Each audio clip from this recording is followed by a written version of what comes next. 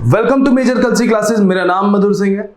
बच्चों, आज हम लोग आपके लिए एनडीए का सैंपल पेपर लेके आए हैं जो कि आपके अप्रैल के एग्जाम में लिए बहुत ही मददगार साबित होगा। ठीक है, जैसे कि आपको हर बार मैं सैंपल पेपर लेके आता हूँ, आपको कराता हूँ। आज उसकी शुरुआत मैंने की है।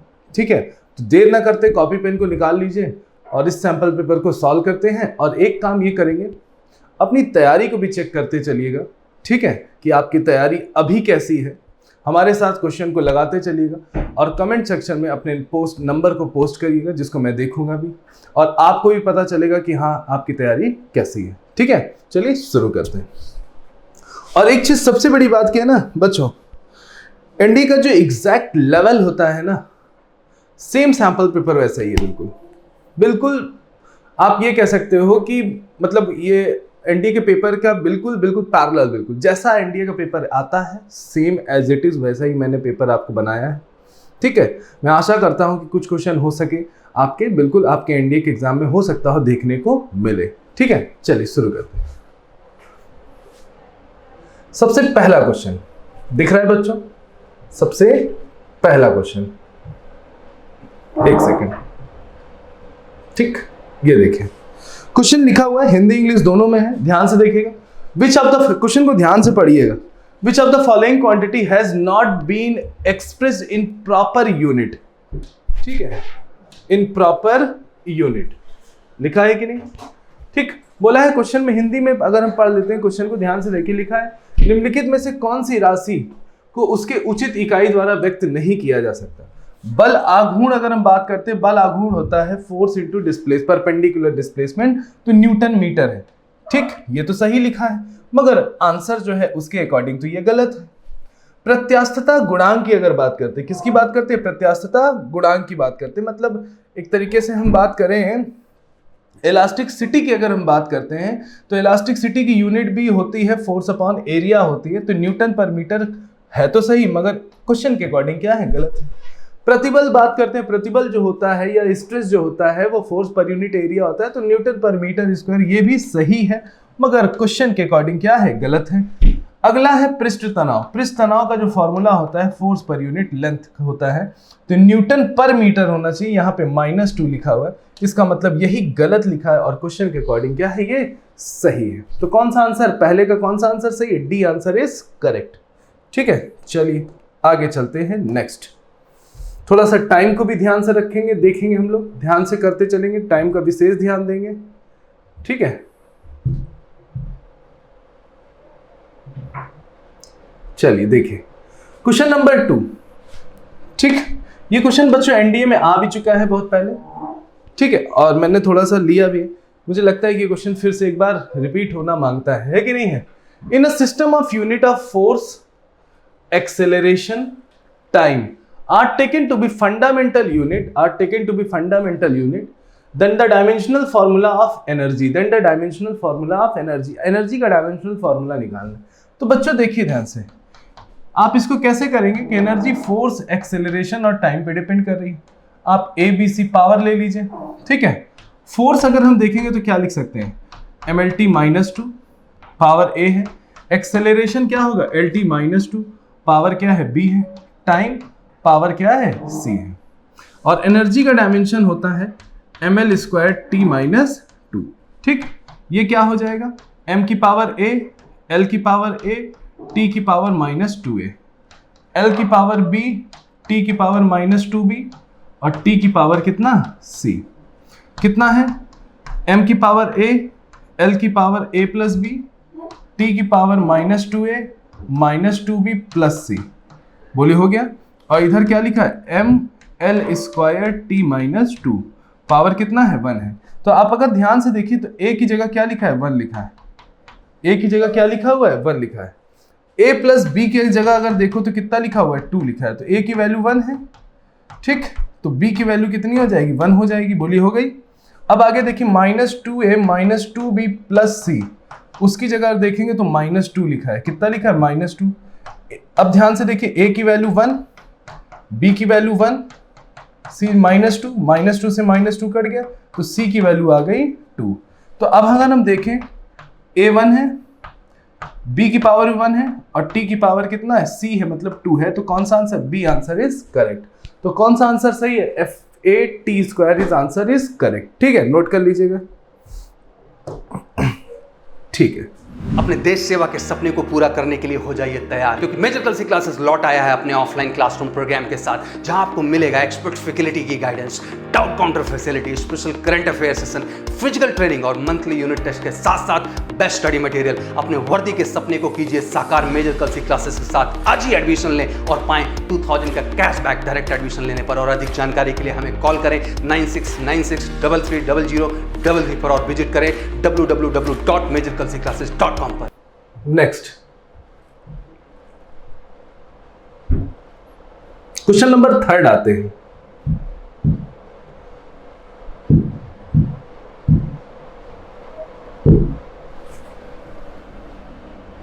क्वेश्चन नंबर 3 देख लीजिए। क्वेश्चन नंबर 3 मैंने ग्राफ का क्वेश्चन लिया है, ध्यान से देखिएगा। बोला क्या, in the given displacement time graph. कैसा है, गिवन डिस्प्लेसमेंट टाइम ग्राफ। ये आपको डिस्प्लेसमेंट टाइम ग्राफ दिया हुआ है, ये आपको डिस्प्लेसमेंट टाइम ग्राफ दिया हुआ है। ठीक, और पूछा है उस टाइम ग्राफ को देख के बताना है कि कौन सा ऑप्शन सही है। तो बच्चों ध्यान से देखिएगा, अगर हम लोग स्लोप की बात करते हैं, किसकी बात करते हैं, स्लोप। स्लोप होता है y/x, होता है कि नहीं। y/x का मतलब हो गया कि अगर हम ये देखें तो ये हमारा y एक्सिस होगा, ये हमारी x एक्सिस होगी, तो t/x लिख सकते हैं कि नहीं। और t/x को हम लोग 1/v लिख सकते हैं। क्या लिख सकते हैं, 1/v। तो इस ग्राफ से हमें रिजल्ट क्या मिला कि जो स्लोप है वो 1/v है। बोलिए है कि नहीं, स्लोप क्या है, 1/v है। तो अगर हम लोग p से q तक को देखते हैं बच्चों, p से q तक पकड़िए, p से अगर q तक देखें अगर हम लोग, तो हमारा जो स्लोप है अगर ध्यान से देखिए तो कितना है, इनफाइनाइट। हमारा स्लोप कितना है, इनफाइनाइट, tan 90 इनफाइनाइट। तो हमारा अगर हम देखें p से अगर q तक बात करें, p से q तक में हमारा स्लोप क्या है, अगर हम बात करें तो कितना है, इनफाइनाइट है। बोलिए है कि नहीं है, बोलिए। तो v की वैल्यू कितनी हो गई, 0। v की वैल्यू कितनी हो गई, 0। इसका मतलब मैं p से q तक क्या हूं, रेस्ट पे हूं। कुछ है क्या ऑप्शन, अगर देखिए सी ऑप्शन पढ़िए। फिर बोला क्या है, कण बिंदु P तक नियत वेग से गति करता है और फिर विरामावस्था में आ जाता है। P तक क्या है, स्लोप कांस्टेंट है। P तक स्लोप क्या है, कांस्टेंट। और P से Q तक अगर आप देखिए तो विरामावस्था है, वेलोसिटी क्या है, 0। हम किस कंडीशन पे होंगे, रेस्ट पे। तो मेरा कौन सा आंसर सही है, सी आंसर क्या हो जाएगा, सही हो जाएगा। समझ गए इतना, सी आंसर इज करेक्ट। चलो नेक्स्ट क्वेश्चन नंबर 4। ठीक, क्वेश्चन नंबर ये क्या है, 4। ध्यान से देखेंगे। अब इसमें क्वेश्चन में हमसे क्या पूछा, ये भी क्वेश्चन ग्राफ का है। वेलोसिटी टाइम ग्राफ दिया। अभी हम xt ग्राफ देखें तो अब कौन सा ग्राफ है, velocity time graph. The acceleration of a and b are in ratio. आपको a का एक्सेलरेशन और b का एक्सेलरेशन का रेशियो बताना है। ठीक, तो अब इतना तो तुमको पता है कि acceleration is equal to v/t होता है। बोलो होता है कि नहीं, acceleration is equal to v/t, मतलब change in velocity upon time होता है। तो इसका मतलब हमारा तो v यहाँ पे है और टाइम यहाँ पे। इसका मतलब जो स्लोप होगा वही एक्सेलरेशन होगा, जो स्लोप होगा वही क्या है, एक्सेलरेशन होगा। तो अगर हम a वाले की बात करें तो a वाले का स्लोप 25 डिग्री का, a वाले का स्लोप कितना है, 25 डिग्री का है। तो हम बोल सकते हैं tan 25। बोलो, बोल सकते हैं। अब b वाले को अगर हम देखें, b वाले को अगर हम देखें तो कितना एंगल बनाएगा, अगर यहां से देखें 90 डिग्री है, इस एंगल को मान लेते हैं थीटा। तो 90 डिग्री बनाने के लिए कितने की जरूरत पड़ी, 25 प्लस थीटा प्लस 45। बोलो हुआ कि नहीं, 25 और 45 आपका कितना, जो 5 5 10 4 2 6 70 हो जाएगा। और इधर कितना है, 90 है, दिख रहा है। इधर अगर घटा देंगे तो 20 हो जाएगा थीटा। बोलिए हो जाएगा। इसका मतलब थीटा की वैल्यू कितनी हो जाएगी, 20 डिग्री। बोलिए है कि नहीं है, थीटा की वैल्यू कितनी हो जाएगी, 20 डिग्री। कोई दिक्कत, सॉरी 45 नहीं है, 40 है। ये देखो 40 लिखा है, कितना लिखा है, 40 है। थोड़ी सी कैलकुलेशन का गलती। तो ये कितना हो जाएगा बच्चों, कितना हो जाएगा, ध्यान से देखें, थोड़ा सा कैलकुलेशन गलत नहीं करना है। 40 और 25 65 हो जाएगा। और यहाँ से आपको आंसर मिलेगा, 90 घटा देंगे तो कितना हो जाएगा, 35 हो जाएगा। बोलिए हो जाएगा, सॉरी 25 हो जाएगा। कितना हो जाएगा, 25। तो थीटा की वैल्यू कितनी हो जाएगी, 25। तो ये एंगल कितना बन जाएगा हमारा, 25 डिग्री का बन जाएगा। बोलिए है कि नहीं है? कितने डिग्री बन जाएगा? 25। तो यहां से यहां तक का एंगल देखिए तो कितना हुआ? 50। तो बी के लिए अगर स्लोप देखेंगे तो कितना बनेगा? 50। तो कितना हो गया? tan 50 हो गया। ठीक, तो कौन सा आंसर दिख रहा है? A answer is correct. देख लीजिए, सही है। हमको स्लोप ही तो देखना है। यहां अगर देखें तो 25 डिग्री और ये वाला देखेंगे तो कितना डिग्री? 50 डिग्री आएगा। दिख रहा है सबको? ठीक है, A answer is correct. Next,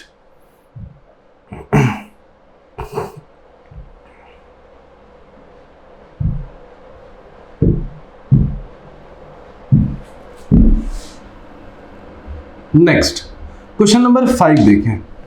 question number 5, question number 5 में क्या बोला है? ध्यान से समझने वाली बात है। The vector of equal magnitude, magnitude कितना है? इक्वल है। वर्किंग सच एट एंगल कि उनका रिजल्टेंट भी क्या है? इक्वल है। मतलब कहने का मतलब ये दो वेक्टर है ए और बी, ये आपस में इक्वल है, इनका मैग्नीट्यूड आपस में क्या है? इक्वल है। और ऐसे एंगल पे काम कर रहे हैं कि रिजल्टेंट भी क्या है? इक्वल है। हम मान लेते हैं ये क्या है? x है। हम क्या मान लेते हैं? x है। तो देखिए a square plus B square plus 2ab cos theta is equal to X square या आर स्क्वायर लिख सकते हो कि नहीं? रिजल्टेंट का फॉर्मूला होता है कि नहीं होता है? हम इसको भी एक्स स्क्वायर लिख लें, इसको भी एक्स स्क्वायर लिख लें, और ये भी एक्स स्क्वायर हो गया, ये cos थीटा हो गया, और ये कितना हो गया? X square. बोलिए है? एक्स स्क्वायर से एक्स स्क्वायर काट दो, यहां से एक्स स्क्वायर कॉमन ले लो तो कितना? 1 + 2 cos थीटा हो जाएगा, और इज इक्वल टू क्या हो जाएगा? 0।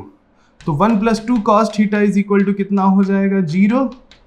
तो cos थीटा की वैल्यू हो जाएगी -1/2 और थीटा की वैल्यू हो जाएगी 120 डिग्री। कितना हो जाएगा? 120 डिग्री। तो 2 पाई कितना? 3। आंसर समझ गया? आ गया? कोई दिक्कत वाली बात नहीं है।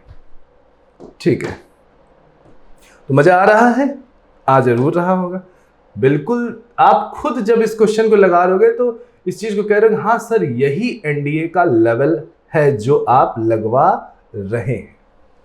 समझ गए कि नहीं?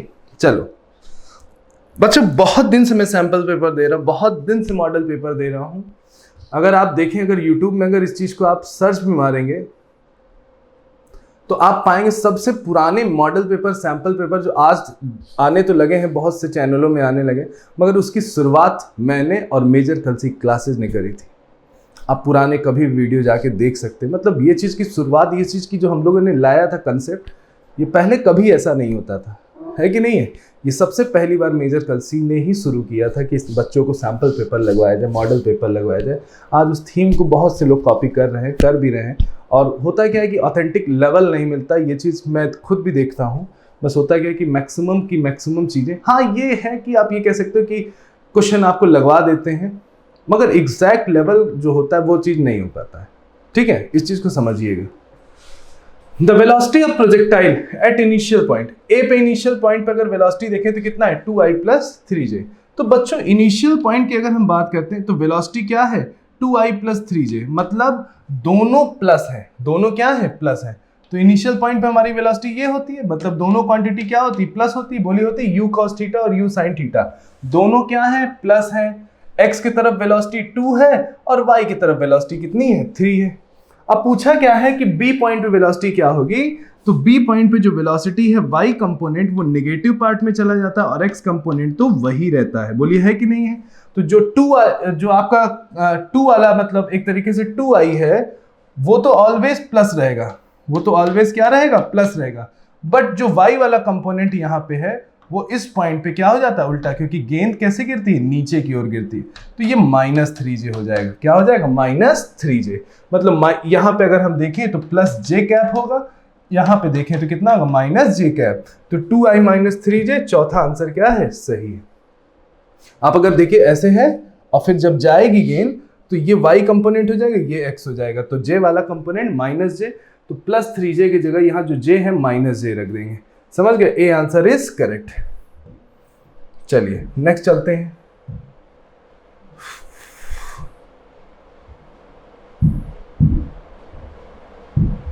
नेक्स्ट क्वेश्चन चलते हैं। ठीक, इस क्वेश्चन में हमसे पूछा क्या? एक्सेलरेशन और टेंशन बताना। एक्सेलरेशन और क्या बताना है? टेंशन बताना है। तो देखो बच्चों, एक्सेलरेशन कैसे बताएंगे? इसको कौन खींचेगा? 1g। ये ए एक्सेलरेशन से जाएगा, ये एक्सेलरेशन से ए जाएगा, बोलो है कि नहीं, ऐसा होगा कि नहीं। तो एक्सेलरेशन मैं जो पढ़ाता हूँ मैं बोलता हूँ खींचना माइनस रोकना डिवाइडेड बाय टोटल मास। हमारे बच्चे जो देख रहे हैं बिल्कुल मस्त हो जाएंगे। खींच किससे रहा है, 1g से, खींच किससे रहा है, 1g से। और यहाँ कोई रोकने वाला तो दिखे नहीं रहा, यहाँ कोई रोकने वाला है नहीं, तो रोकने वाला 0 डिवाइडेड बाई टोटल मास। 1 + 1 कितना हो जाएगा, 2 हो जाएगा। एक लाइन में आंसर g/2, g/2 मतलब 5 मीटर पर सेकेंड स्क्वायर। तो एक्सेलरेशन आ गया 5 मीटर पर सेकेंड स्क्वायर। ये दो जगह दिखाई दे रहा है, दिख रहा है कि नहीं। अब बताना ए और डी में से कौन सा सही, टेंशन से पकड़ में आ जाएगा। अब देखिए इस रस्सी में टेंशन टी लगेगा, बोलिए है कि नहीं। तो T = मास इंटू क्या होता है, एक्सेलरेशन। मास 1 है, एक्सेलरेशन 5 आ गया, 5 न्यूटन है कि नहीं है। तो हमारा टेंशन कितना है, 5 न्यूटन। ए आंसर क्या है, करेक्ट है। ए आंसर क्या है, करेक्ट है। ठीक, चलिए बहुत बढ़िया, नेक्स्ट चलते हैं। क्वेश्चन नंबर 8 की ओर आगे बढ़ते हैं।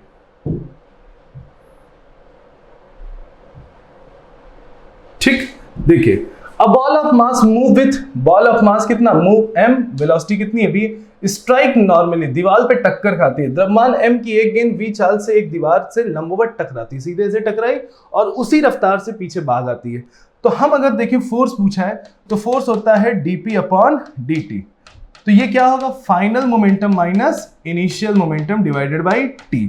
तो अगर देखिए कोई गेंद पहले इधर जाती है फिर टक्कर करके इधर आती है, तो पहले इसकी वेलोसिटी प्लस होगी, फिर इसकी वेलोसिटी क्या होगी, माइनस होगी।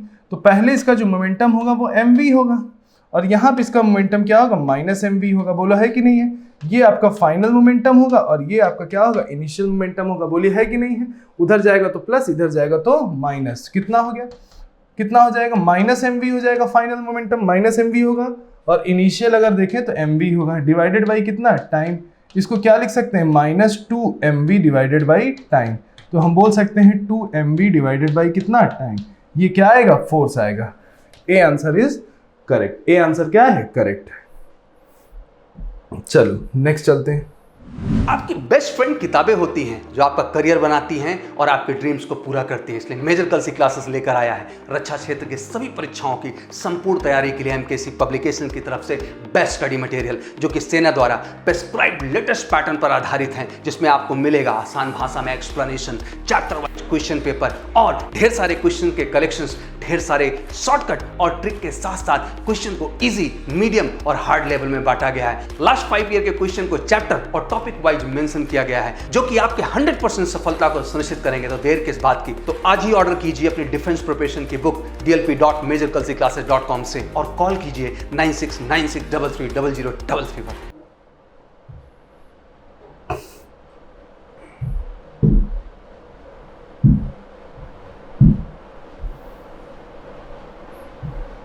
अब देखें क्वेश्चन नंबर 9 को देखिए। क्वेश्चन नंबर 9 में बोला है आपको फोर्स, इसको थोड़ा सा ऊपर कर लेते हैं।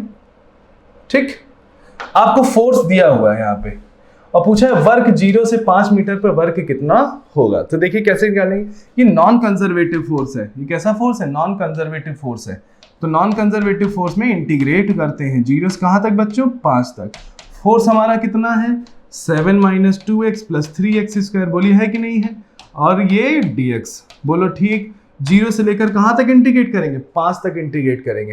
तो अब बताइए इंटीग्रेशन कितना हो जाएगा, ये हो जाएगा 7x, ये हो जाएगा आपका x², 2 तो होगा, 2 से 2 कट गया। ये हो जाएगा 3x³ 3 से 3 कट गया तो x³ बचा। अब लिमिट क्या है, 0 से 5 है। अब 0 रख के कोई फायदा तो है नहीं, 5 रख दो तो 7 × 5 = 35 हो जाएगा और 5 × 5 = 25 हो जाएगा और ये हो जाएगा 125। ये आंसर आ जाएगा 135 जूल। डी आंसर क्या है, करेक्ट। देखिए कितने बिल्कुल जो एग्जैक्ट लेवल है वो कराओ ना यार, सीधी सी बात है। ठीक है, चलो नेक्स्ट चलते हैं क्वेश्चन नंबर 10 की ओर। क्वेश्चन नंबर 10 बोला क्या है कि मोमेंटम जो है इंक्रीज करता है 25%। तो काइनेटिक एनर्जी कितनी इंक्रीज करेगी ये बताना है। तो बच्चों इसका एक फॉर्मूला लिख लीजिए। कैसे निकलेंगे, फाइनल मोमेंटम का स्क्वायर -1 × 100। ये बच्चों को मैं थोड़ा सा डेरिवेट करके बता देता हूँ कि हाँ बच्चों याद करना, जल्दी आंसर आएगा। तो फाइनल मोमेंटम अगर हम बात करें तो क्या हो जाएगा, 100 + 25 हो जाएगा, क्योंकि इनिशियल हम 100 मान के चलेंगे, फिर 25 बढ़ा दिए, 100 + 25 हुआ, 125% हुआ। अब इसको अगर हम लोग नंबर में डिवाइड करेंगे तो 1.25 होगा, बोलिए है कि नहीं। तो फाइनल मोमेंटम हुआ 1.25 का स्क्वायर माइनस 1 इंटू क्या 100, बोलिए है कि नहीं है। अब इसको आप बच्चों सॉल्व करेंगे, इसको जरा मैं सॉल्व करूं तो 1.25 की अगर हम बात करते हैं 1.25 गुणे 1.25 हो गया माइनस 1, 56.25 आ रहा है। कौन सा आंसर, सी आंसर क्या है, करेक्ट है। देखिए कितनी एक लाइन में आ गया, नहीं पूरा पन्ना भरना पड़ता है इसके लिए। चलो next question number 11। Question number 11 में बोला है a particle move in a circle of radius कितना दिया 0.25, मतलब रेडियस कितना दिया है 1/4 मीटर दिया है, कितना दिया 1/4 और 2 आरपीएस दिया है। एक्सेलरेशन बताना है, तो बच्चों एक्सेलरेशन जो सर्कुलर मोशन में होता है v²/r होता है। v की जगह हम लोग r ओमेगा लिख लें तो r² ओमेगा स्क्वायर हो जाएगा, r से r कट गया तो एक्सेलरेशन जो होगा वो r ओमेगा स्क्वायर। r तो दिया है 1/4, हम ओमेगा स्क्वायर किसी तरीके निकाल लें और हमारा आंसर फिट हो जाएगा। तो देखिए 1 आरपीएस जो होगा वो हो जाएगा 2 पाई रेडियन पर सेकेंड हो जाएगा, और 2 आरपीएस अगर हम लोग निकालेंगे तो 2 2 जा 4 रेडियन पर सेकेंड, बोलो हो जाएगा कि नहीं। तो हम लोग 2 आरपीएस दिया है तो ओमेगा रेडियन पर सेकेंड जो होता है वो ओमेगा, रेडियन पर सेकेंड क्या होता है ओमेगा होता है। तो ओमेगा आपका आ चुका है, ओमेगा कितना है 4 पाई है, स्क्वायर लगा लीजिए, एक 4 से एक 4 कट जाएगा मगर एक 4 तो बचेगा, 4 पाई आंसर, इस 4 pi square, C answer is correct. समझ गए कि नहीं, लिख लीजिएगा। मजा आ रहा होगा क्वेश्चन लगाने में। देखो जब क्वेश्चन अच्छे होते हैं, हमारे लेवल के होते हैं ना, तो मजा भी आता है लगाने में, बोलो है कि नहीं है। चलो भाई क्वेश्चन नंबर 12। क्वेश्चन नंबर 12 में क्या है, ध्यान से देखिए। अब बोला क्या है, एक वस्तु जिसका द्रव्यमान m है एक समान वृत्तीय गति से एक क्षैतिज तल में गति कर रहा है, मतलब ऐसे कुछ है, ऐसे गति हो रही, ऐसे ऐसे ऐसे ऐसे गति हो रही है। कौन सी राशि संरक्षित होगी। देखिए लीनियर वेलोसिटी संरक्षित नहीं हो क्योंकि इसका दिशा बदलेगा, तो ये आंसर क्या है गलत। लीनियर मोमेंटम भी नहीं हो क्योंकि दिशा बदलेगा। लीनियर एक्सेलरेशन भी नहीं होगा क्योंकि लीनियर एक्सेलरेशन तो होता ही नहीं, सेंट्रीपिटल होगा। ठीक, तो कौन सा मोमेंटम, एंगुलर मोमेंटम हो जाएगा, जिसका अगर हम बात करें उसकी दिशा हमेशा क्या होगी, फिक्स होगी। ओमेगा भी क्या होगा, फिक्स होगा। कौन सा आंसर सही, C answer is correct. Angular momentum क्या होगा, कांस्टेंट, क्योंकि टॉर्क जीरो होगा। क्या जीरो होगा, टॉर्क। नेक्स्ट चलते हैं क्वेश्चन नंबर 13 की ओर आगे बढ़ते हैं। ठीक, क्वेश्चन नंबर 13 बोला क्या है, मास कितना दिया 1 kg 3 kg। ठीक, have a position vector i + 2j + k, और ये एक पोजीशन वेक्टर दिया हुआ है। बोलिए सेंटर ऑफ मास बताना है। तो सेंटर ऑफ मास का फॉर्मूला होता है m1 x1 m2 x2 divided by m1 + m2। आप r लिख लो, ज्यादा सही है। मास कितना दिया है 1, पोजीशन पहली पोजीशन है i + 2j + k, बोलो है कि नहीं। m2 कितना है 3 है, और कितना है फिर -3i + 2j, सॉरी प्लस नहीं है, प्लस नहीं है, माइनस है, कितना है -2j + k है। ठीक, डिवाइडेड बाई 1 + 3, 1 + 3, तो ये कितना हो जाएगा, देखिए इत्मीनान से 3 3 जा 9, 9 और 1 कटा कितना आ जाएगा, -8i आ जाएगा। ठीक, फिर कितना होगा 3 2 जा 6, 6 में -6 से -6 और +2 कितना -6j हो जाएगा। ठीक, 3k और k 4k हो जाएगा। ठीक, 3 2 जा 6, ये बच्चों 8 हो, नहीं ध्यान से ये देखिए 3 2 जा 6 -6 प्लस ये -4k डिवाइडेड बाई 4, अब कितना हो जाएगा -2i -2j, सॉरी कितना हो जाएगा, j हो जाएगा, और कितना हो जाएगा, k हो जाएगा। बोली है कि नहीं है, दिख रहा है ये, 4 से काटिए 2 1 1, कौन सा answer -2i -j + k, B answer is correct. देखिए आपको। ठीक, नेक्स्ट चलते हैं। ठीक, नेक्स्ट क्वेश्चन,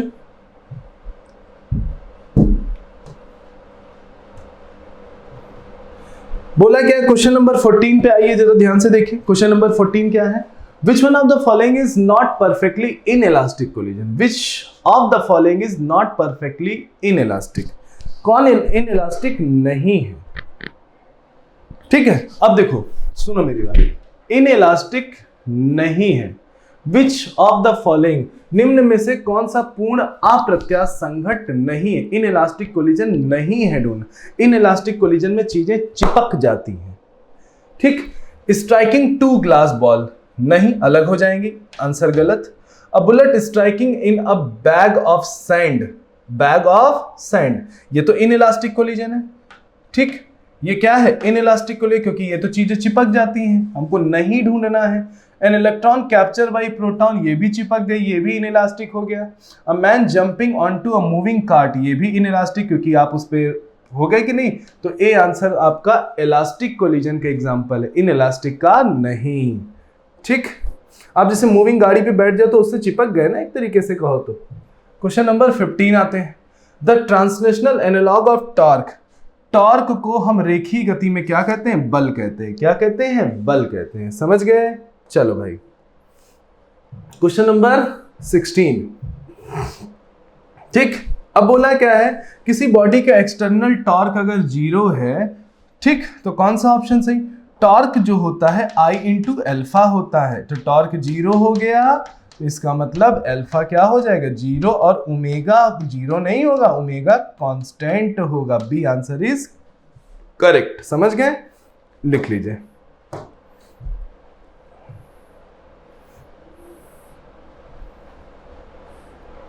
अब बोला क्या? The mass of the body on the earth surface is 6 kg।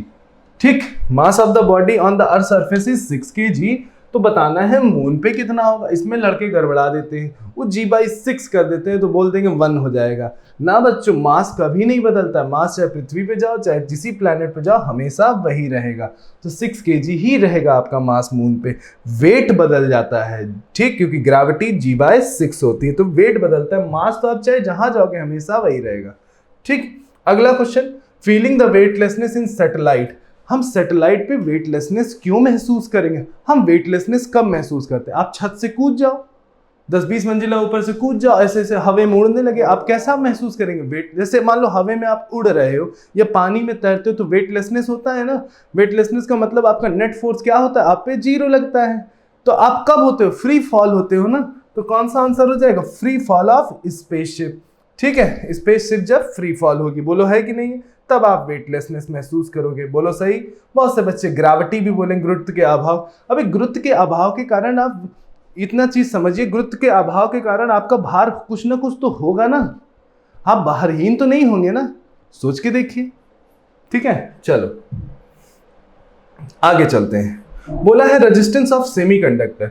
जो सेमीकंडक्टर होता है उसमें रेजिस्टेंस कैसे होता है? रेजिस्टेंस उसका बच्चों, अगर हम बात करते हैं, resistance of semiconductor increase with increase in temperature, decrease with, देखो जब हम सेमीकंडक्टर में टेम्परेचर बढ़ाते हैं तो जो चार्ज पार्टिकल होती है उनकी कंडक्टिविटी और बढ़ती है, वो मोशन करते हैं, मूव करते हैं। तो कोई चीज अगर मूव कर रही तो इसका मतलब उनमें प्रतिरोध कम है, रुकावट कम है, तो इसका मतलब कौन सा आंसर से? Decrease with increase in temperature हो जाएगा। कौन सा? डिक्रीज विथ इंक्रीज इन क्या? टेम्परेचर। समझ गए? याद रखिएगा। आगे ये क्वेश्चन है, the radio isotope has a half life कितना? 1 ईयर। हाफ लाइफ कितना है? 1 ईयर है। ठीक, the fraction of amount of this material would remain after 5 साल बाद क्या होगा? तो इसका एक फॉर्मूला होता है n0 1/2 t/t, बोलो होता है। तो ठीक, अब इसका हाफ लाइफ कितना दिया है? 1 दिया है, और कितने समय बाद पूछ रहा है? 5। तो अब हम लोग फ्रैक्शन पूछना है तो n/n0 निकालना है हमसे। कितना फ्रैक्शन पूछ रहा है कि नहीं? फ्रैक्शन मतलब उसका कितना शेष भाग रहेगा? तो देखिए 1/2 पावर कितनी? 1 और डिवाइडेड बाई 5, इसको क्या बोलेंगे? 1/32। कितना फ्रैक्शन? 1/32 हो जाएगा। बोलो सही। ठीक, ये क्वेश्चन आता है बच्चा। हाफ लाइफ थोड़ा देख के, कई सालों से नहीं पूछ रहे मगर पूछेगा, देख लीजिएगा किसी न किसी साल में।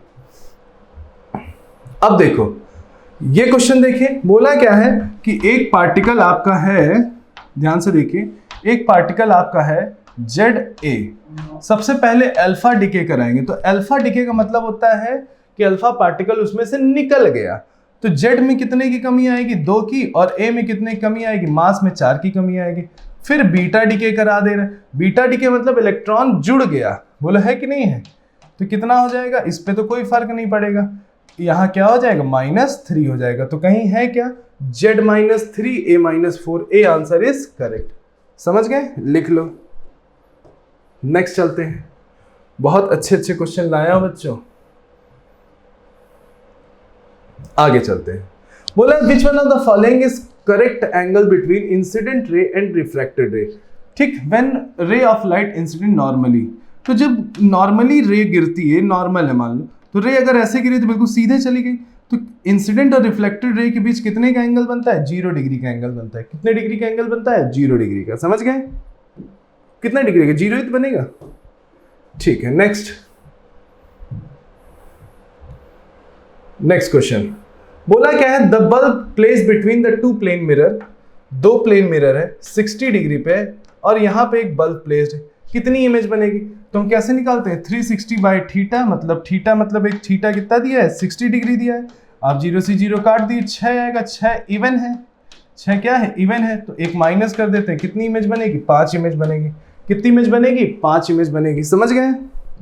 देखिए बच्चों, बिल्कुल पेपर करना है, कोई बकवास नहीं, ठीक, सिंपल पेपर सॉल्व करना है। In vacuum the speed of light, vacuum में जो स्पीड ऑफ लाइट होती है, देखिए speed of light refractive index पे डिपेंड करती है, तो किसी और फिगर पे नहीं डिपेंड करेगी। तो क्या answer, neither depend on wavelength, intensity और फ्रीक्वेंसी। ठीक, और सबसे ज्यादा होगी, कौन सा answer, D answer is correct. Refractive index पे स्पीड उसकी डिपेंड करेगी, बोलेगी नहीं, रिफ्रैक्टिव इंडेक्स पे जाए तो स्पीड कम हो जाएगी। मिराज किसकी वजह से फॉर्म होता है, टोटल इंटरनल रिफ्लेक्शन की वजह से फॉर्म होता है। तो बच्चों ये मैंने आपको 25 के 25 क्वेश्चन करा दिए, ठीक है। जल्द ही मिलते हैं फिर नेक्स्ट वीडियो में। अभी हमारे पास बहुत समय है, आपको बहुत मॉडल पेपर मैं करा सकता हूँ, करा भी दूंगा आपको, और आपके एग्जाम में ये बहुत मददगार साबित होंगे। और इसके लिए एक कॉपी बनाइए, उसमें सारे क्वेश्चन को लिखा जरूर करिए, ठीक है। ये आपकी छोटी छोटी सी आपकी मेहनत एक दिन बड़ा रूप लेती है और आपके सिलेक्शन को दिलाती है। मिलते हैं फिर, जय हिंद। वो कहते हैं कि बैटल ग्राउंड में वार वही जीतता है जो सही स्ट्रैटेजी से फाइट करता है, ठीक वैसे एग्जाम वही क्रैक करता है जो एक्यूरेट प्लानिंग के साथ प्रिपरेशन करता है। तो 15 साल के वास्ट एक्सपीरियंस के आधार पे हमने डिजाइन किया है फौज के एग्जाम को क्रैक करने का एक किलर प्लान, जिसके माध्यम से आप घर बैठे सिक्योर कर सकते हैं सेना के किसी भी एग्जाम में मैक्सिमम मार्क्स। तो एमकेसी के ऑनलाइन कोर्स में आपको मिलेगा recorded lecture 24/7, teaching plan, chapter wise e notes, daily live classes, daily assignment, study material, interactive classes, doubt counter, daily quiz, online test, 1-to-1 guidance, exam oriented tips और daily current affair. 4.8 के Google Play Store की rating के साथ defence aspirant की पहली पसंद। So what you are waiting for, अभी download कीजिए एमकेसी लर्निंग ऐप अपने गूगल प्ले स्टोर से और बुक कीजिए अपनी फ्री डेमो क्लास।